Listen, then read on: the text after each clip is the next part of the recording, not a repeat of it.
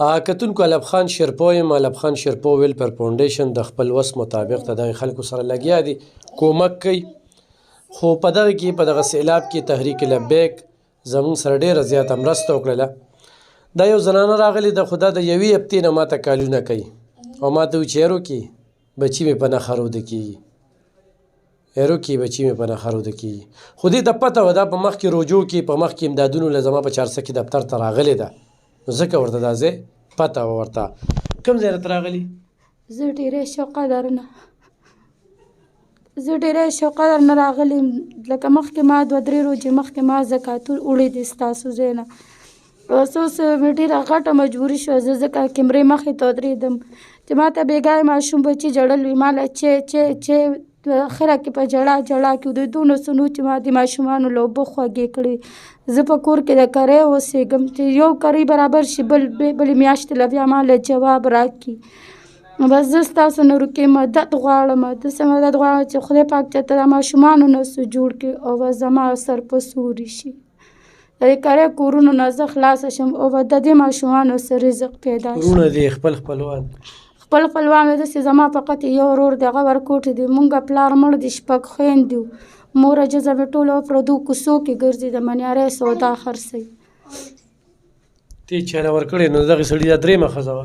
هغه دا 3مه ښځه وه، یوې له طلاق ورکړې خپلې ترور له، یوه مړه شوې ده او زه 3مه یم. دا 2م کال دی چې ځان یې جمدې جاړ غیب کړی دی. دا ماشوم لکه دا ورکوټ و، دغه ورکوټ و، دا بل دا ښه ورکوټ چې دی دا زما 2 میاشتو په غېږ کې و چې د ځان غیب کړی دی. لکه بیا موږ دې په سترګو نه دي لیدلی، نه خرچه شته، نه ټیلیفون شته، نه د وړو تپوس پوښتنه شته. زما خو هسې نشته، ورپسې د دې ماشومان هم نشته. 2 کاله ته یوازې اوسې؟ 2 کاله زه کې یوازې، ما یو لوی الله دی او دغه 3 ماشومان دي. اوس زه شپه شي ورځ شي، څه خبره ده چې بیخي مې سترګو نه خوبونه لاړل. خدای په دیوال څوک راونړي، خدای ور څوک نه وهي. کور کې هېڅ هم نه لرم خو عزت خو لرم که نه، عزت خو لرم. څه خبره عزت خو چېرته تللی نه دی. په دغه حالاتو ما زندګي تېره کړه، خو بس اوس مې بیخي د برداشت نه خبرو ووته چې زه بېګاه قسم په خدای چې زه بجلې له پاڅېدلې چې ما وې بس د دې ژوند نه خو ما له مرګ ښه دی چې ماشومان ژاړي سنې ما له بل وظیفه راکړي، یو روټۍ ما له رولېږي،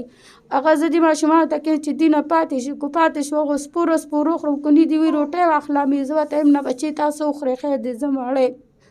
اکثر دی که زه روژه مې ویسم یم که نور څه نه وي ثواب خو به مې کېږي که نه. بچې به ورته ټیک وایي ها بچي څه نه وي د خوراک. څونه ښکلې بچي دي او دغه پلار ده. دله به ورته ووایو نو بل خو ورته څه ویلی نه شو، ولې چې 2 کاله وشو که نه؟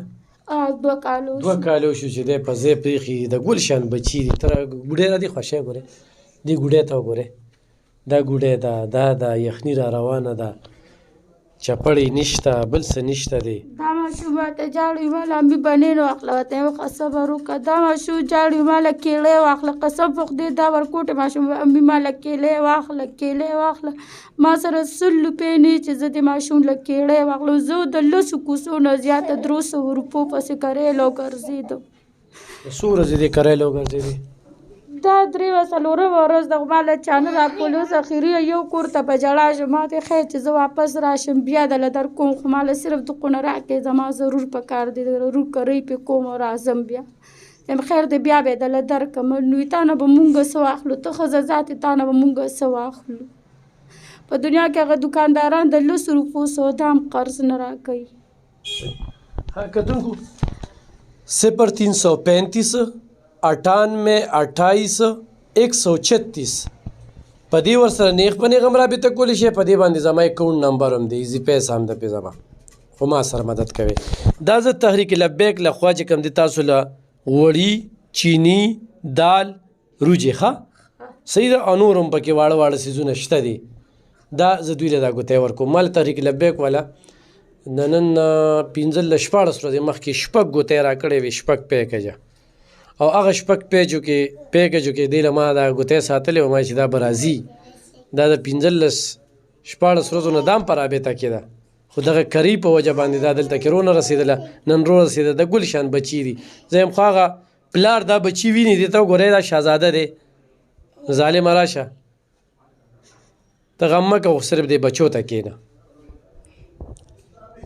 کله نخره کله جامې نشته پیزار نشته بېګا چې کوم دی نو بجلی باندې ځان دی نیوه نو بیا دې څنګه اراده بدله کړه بیا مې د ماشومانو ته کتل ورغلم په یو مور ټیټه شو ښکل مې کړ بل مې بیا لاړم ورته چردام مې وکړلو نفلونه مې وکړلو الله ته دغه شو په مصله باندې کېناستم قرآن شریف ناویشتم سپاره سبق مې چې یا الله ته مانه ناراضه مه شې خدای ته مال همت او طاقت راکړه خدای د دې ماشومانو د لوی الله سره ده همت په نه بیلې ښه هېڅ ته رقم نه لګي همت په ویم نه بیلې ښه الله به خیر کړي ښه دا ځای خو لیدلی دی که نه خوراک څاک له چې کله هم دغې نو دلته ځان را رسوه ښه خوراک څاک به میلاویږي او الله به خیر کړي نمبر مې ورکړه خلک به سره مدد کوي او چې پیسې دله راشي نو به دې بچو له پسې روزګار روان که ښه کتونکو ضرور ورسره تعاون وکړئ ډېره مننه خوشحاله اوسئ